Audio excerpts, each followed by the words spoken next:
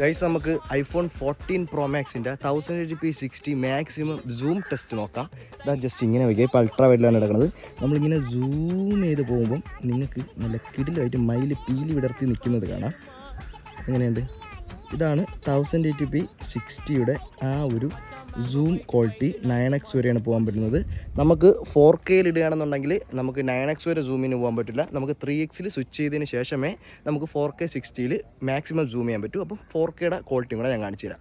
ഇതിപ്പം കട്ട് ചെയ്തിട്ട് കെയിൽ അൾട്രാ വൈഡ് ഷൂട്ട് ചെയ്യുകയാണ്. 4Kയിൽ അൾട്രാ വൈഡിൽ നിന്ന് മാക്സിമം 1.5x വരെയാണ് പോകുന്നത്. അത് കട്ട് ചെയ്യാം. അതിനുശേഷം 1xൽ ഇട്ടതിന് ശേഷം നമുക്ക് മാക്സിമം 6x വരെ സൂം ചെയ്യാൻ പറ്റും.